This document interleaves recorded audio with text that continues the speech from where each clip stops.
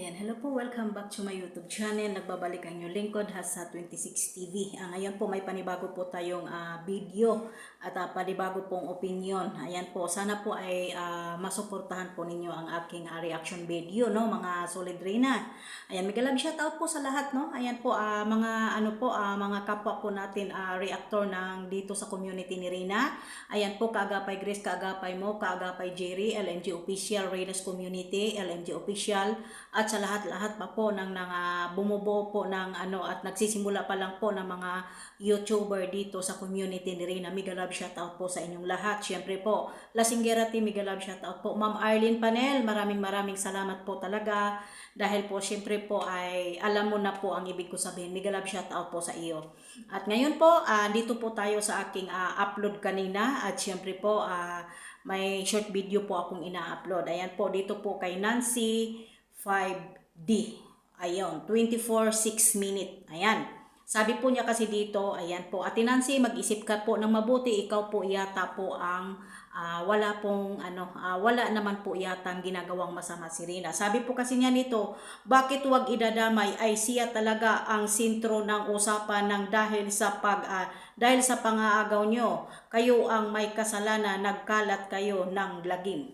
Okay, Ate Nancy, hindi po ba niyo naiintindihan, kinuha siya ng nanay niya? Ate Nancy, ayan, inaati pa kita pero bastos ka na. Hindi po ba, Ate Nancy? Sumunod lang po kami kung saan po si Reyna. Hindi po ba? Hindi pa po ba ni mo matanggap na talagang si Reyna po ay nandoon na po sa kanyang ina? Bakit hindi po natin ipaparamdam at suportahan si Ate Melanie? Hindi po ba lawakan po natin ang pag-iisip po natin, Ate Nancy? Huwag po natin unahin yung inggit sa katawan na nananalatay sa atin. Hindi po ba? Ayan po, Ate Melanie, yun pong mga binibintang ninyo sa amin at yun pong mga inaano po ninyo sa amin. Magugulat po kayo kung ano po ang po ni Reyna at syempre po, balang araw, magpapasalamat kayo sa aming lahat. Diba? Sa ngayon po, sige lang.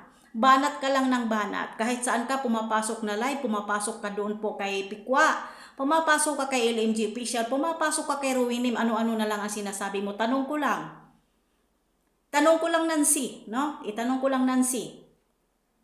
Yun po pa ang pangaliposta mo sa kapwa? May kakayahan po ba ikaw sa buhay na hindi po ikaw naghihirap?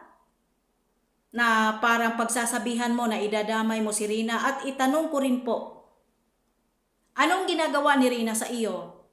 At ano ang kasalanan ni Reyna sa iyo? Kung galit ka sa mga supporter, sponsor, or tinatawag ninyong wakwak, doon po kayo magalit. Hindi ba? Huwag kay Reyna. Hindi kasalanan ng ina na kinuha niya ang bata at ang kanyang anak. Karapatan niya yon. Karapatan niya yon, Nancy. Ikaw nga ba?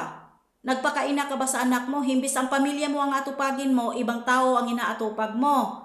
Baka nga kasi kako, masahol ka pa sa hayop eh. Di po ba masahol ka pa sa dumi ng tae na hinuhusgahan mo yung mga tao, lalong-lalo na po si Reyna at syempre sa kanyang nanay.